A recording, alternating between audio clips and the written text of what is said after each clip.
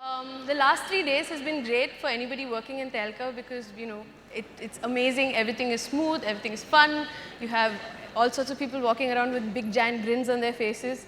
I'm one of the happiest people here because for the last 3 days I've had so much time to hang out with some of the best artists in the country. It's been a great educational process, and I'm really, really thrilled that there is this session so that the rest of the audience also gets to share in this educational process with me.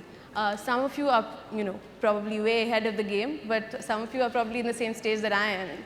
So the idea that we have today is that with the internet, we know a little bit about artists. We know some key phrase, we know where they've come from, perhaps we know a little bit about which college they went to, but most of us are still removed from the conceptual frameworks that have taken decades for each artist to build.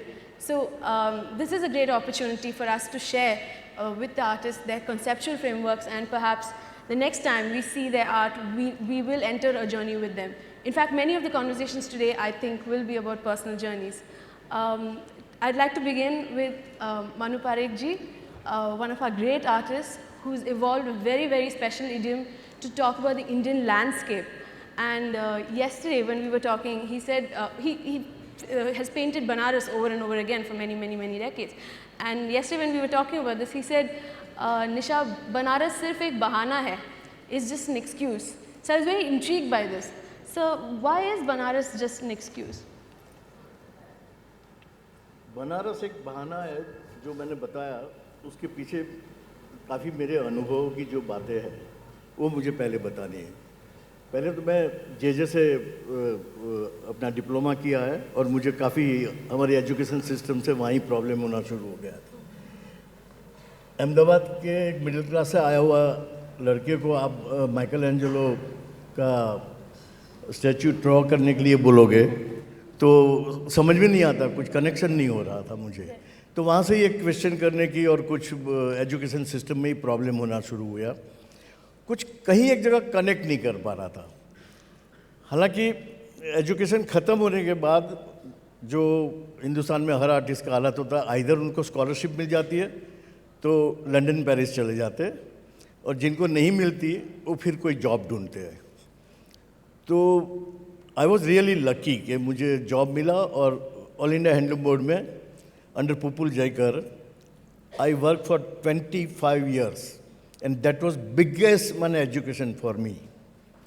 जो अनुभव हुए हैं मुझे, उससे पूरा हिंदुस्तान देखने मिला। नहीं तो जनरली इंडिया में एक कनेक्शन है कि दिल्ली, बॉम्बे, कलकत्ता और मद्रास और सीधा आप लंदन, न्यूयॉर्क, पेरिस। उसके बदले मेरे केस में बिल्कुल उल्टा हुआ कि हिंदुस्तान के गाँव में काम करने का मौका मिला। So you worked with a lot of crafts, including weavers and right? तो सबसे बड़ा एक अनुभव क्राफ्ट से जो हुआ, जो respect for a craftsmanship, respect for reputation, that was the biggest lesson.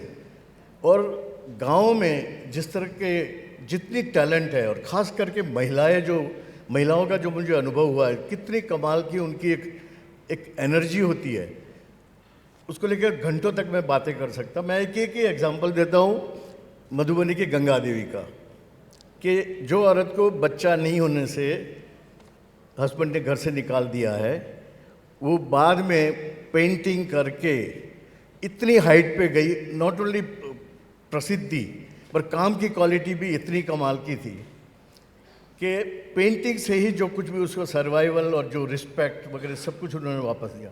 मुझे याद है एक दिन मधुबनी से रशीदपुर हम लोग साइकिल रिक्शा में दोनों जा रहे थे, हम बातें कर रहे थे। वो पूरा रास्ता आज गंगा देवी मार्ग के नाम से पहचाना जाता है। तो इस तरह की जो स्ट्रगल है और सर्वाइवल में अपने एक रिस्पेक्ट को आगे करके, मैंने एक दिन गंगा देवी को पूछा कि आपके पति से सामने ही रहते थे? तो बोले नहीं, एक कुआं था उनका। तो वो जब आते, मैंने अभी तक 16 साल से उनके पैर देखे, मुंह नहीं देखा। इस तरह की एक जो डिग्निटी, तो ये सब देखने मिला, सीखने मिला कि किस तरह का फेथ है अपने आप में। इसी तरह से मधुबनी की जब बातें आती है कि इस तरह के गांव की औरतों की बातें आती है, तो मैं हमेशा मजाक में बोलता था कि मेरे घर में भी एक है, क्योंकि मेरी और माधवी की बड़ी पुरानी शादी थी, वो गांव से थी। जब माधवी ने भी 40 साल पहले मेरे ख्याल से हमारी ये पहली बच्ची की प्रेगनेंसी के टाइम उसने मुझे बताया कि मुझे पेंटिंग सीखना है, और शुरुआत में मैंने कुछ उसको बताया। बाद में बरसों के बाद नेशनल अवार्ड उसको पहले मिला, बाद में मुझे मिला है। तो ये जो एक कमाल का जो एक फेथ है, और कहीं एक जगह काम से जुड़ा हुआ, क्राफ्ट से जुड़ा हुआ, वो उनको कहाँ से कहाँ ले जाता है। तो मुझे जो एजुकेशन में जे में मिला, उससे भी ज़्यादा इस तरह के अनुभवों से मिला। उसके बाद हम लोग कलकत्ता 10 साल रहे, तो वहाँ भी जिस तरह का एक कला को लेके जिस तरह का अनुभव है, और जिस तरह के हर कॉमन मैन जिस तरह से वहाँ स्ट्रगल करते देखा, मैंने it was a sea of human beings. तो ये सब चीज़ों ने मुझे सबसे ज़्यादा क्लियर किया कि फेथ एक बहुत कमाल की चीज़ है फॉर सर्वाइवल, और हर आदमी की कहीं ना कहीं एक जुड़ी हुई बात होती है अपने पर्सनल फेथ से। और इस तरह से मैं आज से मैंने मेरा पूरा काम रिजेक्ट करके 80s में मैं पहली बार बनारस गया, और बनारस के बाद जिस तरह के अनुभव है जीवन के बारे में देखने में मिला, फूलों की एक प्रेजेंस के बारे में देखा, और उसके बाद तो मुझे हम लोग इतना काफ़ी ट्रैवल कर चुके हैं। तो 2005 में एक ही साल में मुझे आई वॉज इन जेरूसलम, फिर कभी एक दिन वेटिकन सिटी में था, अजमेर गया था और बनारस गया था। तो सब जगह एक ही चीज़ दिखाई देती, and that is a faith. एक पर्सनल फेथ बहुत ही इम्पोर्टेंट चीज़ है, और इसीलिए मैं बनारस इसीलिए उसको बहाना बोलता हूँ। That's great, sir. Thank you. In fact, later in the day, in our second session in the afternoon, our entire session is going to be a conversation about God and art, art and God. Do we need faith? Are artists godless people? All the funnest discussion I hope to have in this week. But moving on, Veer Munshi ji, so nice to have you here. I know I'm looking forward most to this conversation because you've told me about some very physical journeys that you've had to undertake to become the artist that you were, beginning with a journey that you didn't make out of choice, and exile from Kashmir, and how that influenced you, and then a journey that you made out of choice, one to Baroda. Would you like to talk a little bit about that? Yeah. As Manu said, that art college doesn't teach you the content. They teach you academics, they teach you certain things which you practice or not practice. But it is a life journey finally, which teaches you many things. So to me, I have been engaged with art practice for last 2 decades with violation and migration, what happened in Kashmir, since I have come from there 20 years ago and never went back. Thinking that it will be 4 months, but it is 20 years today. And does it look like that it will be 20 years more? And I realized there's never reverse migration. So you settle on something, not by choice, but that is, and to begin with, it's a personal catharsis. You start painting whatever happens there, day to day life you are concerned of, whether it's somebody dies, whether it is a violation, you keep painting on, and then it takes you to some kind of activism to understand what many issues in the country as well, because if you belong to minority of some place, you understand the minority of other places as well, whether it's in Palestine or Gujarat or anywhere. So those are things what you get out of it. But there are many things what you are taken, what you lose. But we take energy out of what we can do further. So that I feel art is a great role in a society. We are not living in isolation. We eat same bread and wine. We are concerned of this corruption and price rise, similar where anybody else is. So we are concerned of the issues what is going around. I am happy many artists today are issue-based and making the works on these issues all over the country. Contemporary artists have gone ahead, though. But I would believe these issues should be addressed where it belongs to. I feel Kashmir in 2 decades, new generation had not seen cinema, have not seen. How do you expect culturally there will be go ahead or cope with the whole situation? So we need to engage those artists. We need the interlocutors, whosoever goes there, to meet the artists, see what writers are writing, or a folk artist in maybe any bands, and maybe listen to barber shops gossip, and you will get the more insight of Kashmir if you want to solve it. It can't be solved only politically, I think, culturally, because the culture is first hit and last to be heard. Veer, I wanted to ask you about this particular project that you took up recently, which is of going back to Kashmir and shooting photographs of Pandit houses. Would you tell us how this particular project came about? Okay. Because I have been using different mediums for different, because every medium has a possibility and limitation. So I wanted to shoot these abandoned houses in Kashmir, which is a medieval era in Srinagar. So I took the project and I went, and it was a photography. I went to paint it actually, but I thought I am putting my interpretation into the house, which I don't want to. So I took a medium of photograph, and this is the piece from that, a video I made out of it. And I think photograph speaks by itself, so you are not there, you are not putting yourself in it. So that's how it took me 4 years to do this, and it's a traveling show going on Bombay, Calcutta, and now may come to Delhi as well. But you were saying that it was a process of catharsis for you, though your family really didn't want you to go back even to visit. Your parents didn't want you to even go back and visit. I was in Kashmir back for 10 years, and parents were hesitant that I should go. But the things have started coming normal in some sense. But you go as a visitor, you see Kashmir in a different way now. And you do visit these houses because they belong to us, relatives, many people where we are born and brought up. So it builds a different kind of notion. It's very sad sometimes when you visit as a tourist to that place, but it is there. I need very little excuse all the time to visit there. I go every year. I go almost. Last week only I was there. So it provokes me to do many things. That's why I say artist has a role. But it's always sometimes artist is, I won't say underrated, maybe misunderstood, because I was walking through the corridor when I came. They were setting up this studio. And this girl was very nervous how to, artists are very sensitive, they should be put like this, easel should be, I said, why are you doing this? Artists are very comfortable, do wherever you put them. So I said, have you ever visited artist studio? How they work? I said, no, but I know how they work. I said, how? We have seen Rajesh Khanna in some film, how they paint. So it is somewhere misunderstood bit, but we need to, understand in a better way. There are many ways to paint, there are many ways to address. They have a role in society, I believe so. You also said something about how when the boom happened, the art boom happened, there was this brief tug to, to create stuff which might not be the really deep political engagement that you've had, but this very brief temptation to do other things, but that you returned to your... It always happens when market booms and the economy dictates art, not art dictates art. It does happen. I remember when I started painting in Gadi studios, there were many seniors, what are you doing? You're doing morbid images, you will die hungry and all. But it was Ibrahim Alkazi, we need many Alkazis like that, who would encourage. He had given me first show and made me believe what I was doing was right. And they was very discouraged on it. They had a concern, an economic friend, you will die hungry and all that.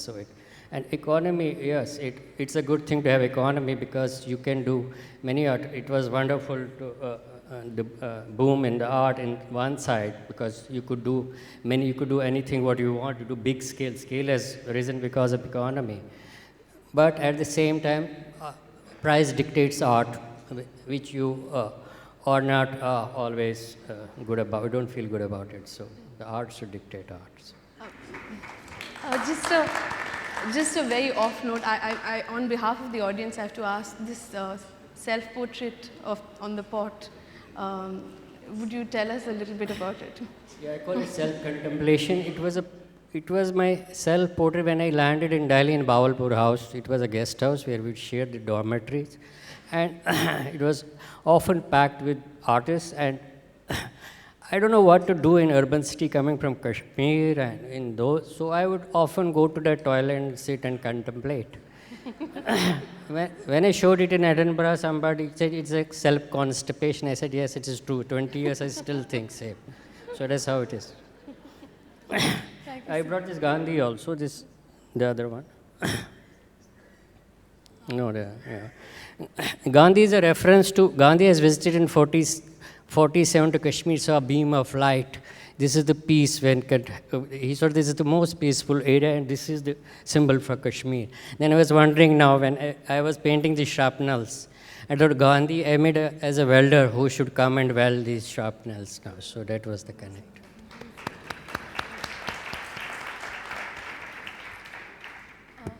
Third of our artists here on the panel today, Nayanaa Kanodia ji, based in Bombay, one of the proponents of the La Art Naif.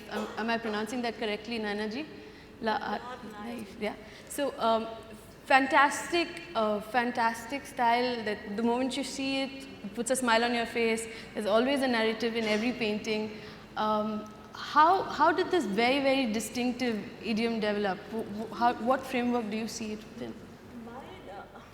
I need the mic. Hello. Yeah.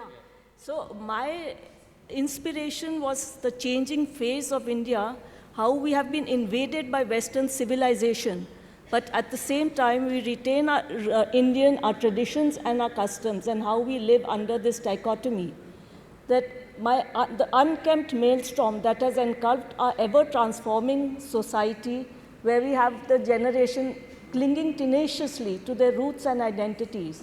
And on the other, we have a growth of a new generation who is so dependent on all these progressive conveniences. In my paintings, a picture of the moment is built up in which whole histories and relationships are made visible. These paintings are moments of pleasure. Time moves, but in my paintings, time comes to a standstill. Do you want to ask any questions? Yes, I do actually. Nayanaa ji, this is one of my favorites. This is Sunday evening, right? It's Sunday evening. What's going on here? See, this painting, this once again depicts a change in our social values. Here, a decade back, one would never imagine a woman lying down with her legs propped up on her husband's legs. And though they are still wearing the clothes of the olden days, not even olden days, but a very typical Indian attire, the husband has taken it very casually that his wife is lying down with her legs on his feet, and the wife is just enjoying it. Even the paintings in the background, they are no longer paintings, pictures of our gods and goddesses or Raja Ravi Verma. They are paintings of a European artist called Matisse. And so this just shows that how they have progressed in their mindset. Though they still have a Ganesh ka idol over there, they have their family portraits, but they are moving on with their social thinking. It's great to know. I hope over the rest of the day you guys will get a chance to hang out with the artists in the corridor. This morning, I should just mention that. Yeah. Yes, see now this painting which I have painted outside shows a very verdant jungle, and here we have a red sofa. Now this young gentleman sitting on the sofa picks up a few flowers which he has picked up from the forest. He offers this bouquet of flowers to his lady love. And he asks her, "Will you marry me?" The answer is, "I will SMS you." So this just shows how we are progressing with the times, but still retaining our roots and identities. Thank you.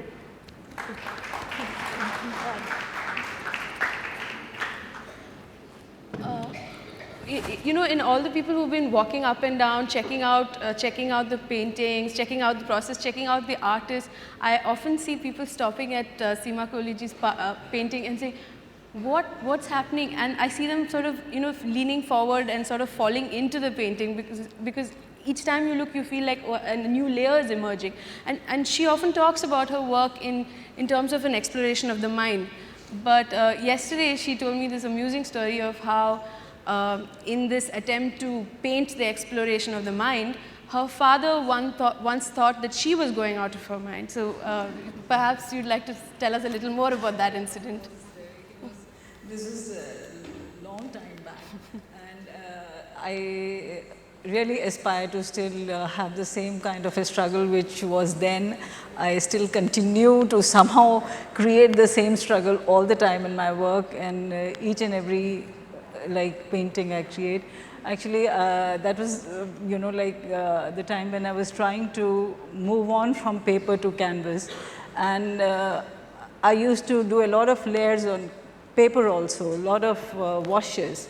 And the washes were very symbolic of the various layers of our subconscious mind. That was what I have always tried to interrelate my work with my state of mind and what I think at the time of doing. And I have never found that particular thing, one thing which is not a continuation of a baggage of past. It goes down to so many layers which we do not see.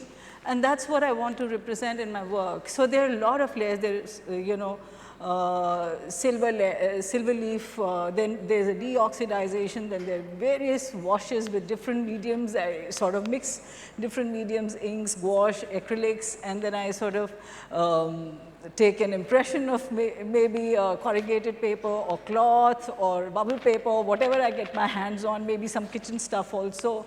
So I sort of mix in everything, and because that is what for me becomes the final state, sort of comes to be what is seen, and that's what I am. It is representational. Painting is just a representation. And why there are so many things happening all the time and there is no space which is empty, it is because that I want to show that space called mind, which would not be there if there is no thinking process. You see, thinking, mind is just that little space where this continuous thinking process takes place. One starts and the other ends and the other starts and it is so fast. It is so fast, and there is a complete repetition of thoughts. You go back and you say, oh God, I wasn't thinking about this, and I'm painting all the time. And while I'm painting, there are teacups. Instead of that thing, smoke coming out of teacups, there may be flowers, and then from the flower, there's a tree is emerging, and from the tree, there is a woman who is sitting and taking out lotuses, and from that lotuses, maybe something else is emerging. So that continuous process, and that becomes my painting, and that is what I'm trying to say. That is it. I'm not afraid. I must say that I never went to an art school, and I'm really happy to have my strange journey with very different mediums, and I really try to constantly push my boundaries, push my limits, and try to see, okay, now this is the work I've created. What will it look if I sort of performed it? What will it look if I moved it on to a sculpture? What would it look maybe if I did it in a different medium? So it's constantly trying to push my own self, and that's what my work is all about. Do you think you had an advantage in not going to art school? Of course, I do think. I do think, because there was a constant, I didn't even know whether in oil paints I need to put turpentine. There were times I was just trying to put, straight away the oil paint onto the canvas, and then I would say, oh God, this is not working. It's cracking up after a few days. What do I do? So there would be 15 canvases already in that process, which I would have done, So there was a complete, I always felt like that I was like a child trying to just start from scratch. Yeah, and I wanted to experiment in every medium, and that's what I continue to do. Subodh Kerkarji is both a guest and a host. He's a homegrown Goa artist, a very unique entity, because he started out as a doctor, ran a hospital, and then chucked it up. And after this major break, he also had another major break, which is that instead of exploring very conventional mediums, he does something that he calls land art. It's a very transient work which requires a whole lot of work but then disappears. So do you want to talk about these two big breaks, the break for medicine and this particular medium? First of all, thank you, because earlier this session is supposed to happen outside in the corridor. Yeah. Perhaps because all my colleagues are outstanding artists. And thank you for bringing it in and giving the status of thought to visual art.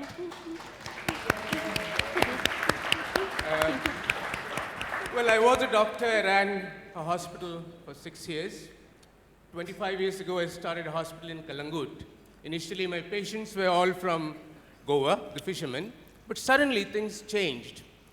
And almost about 75-80% of my patients turned out to be British tourists, because there was suddenly a boom in tourism, and 75-80% of my patients were tourists, and all of them suffered from dysentery. And the idea of spending my lifetime treating dysentery was horrible. Well, that's not all. That's not all. I thought India has taken enough shit from the British and I didn't want to take any more. So, well, now talking about my land art, first of all, for those who are not aware of this land art movement, let me brief you about what this is about.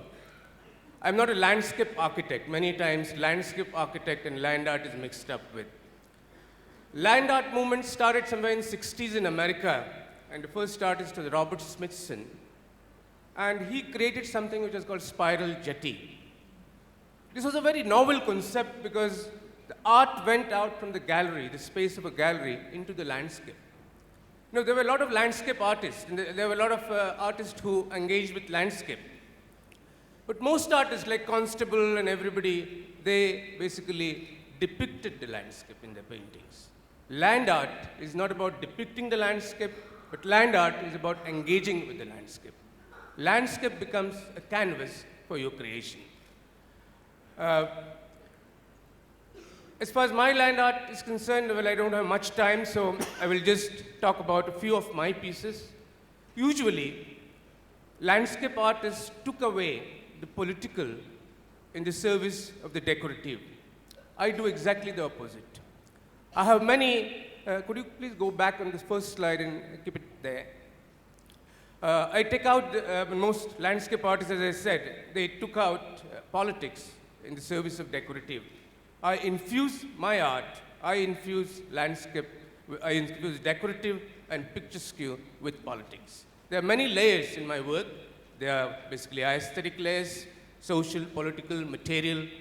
As far as this work is concerned, when you do land art, what is most important is you do you make interference in nature. But you have to be very careful that that is not a rape on nature. It has to have a symbiotic relationship. Let me just talk to you about this work of mine. I was walking on Wagator beach, and there was this little rock which was projecting into the sea. It was like a ramp for the waves to stage a catwalk during high tide. And there were already some puddles of water on this rock. And I have a very close affinity to, close relationship with nature, and especially with the ocean. Now, oceans of the world have no background. Life originated in the ocean. Actually, the history of human civilization is dissolved in the ocean. I decided to carve a very perfect bowl in this rock. This is about 2 meters diameter bowl cut into this rock, and during high tide, the ocean brings in the water. And that water has history of human civilization dissolved in it.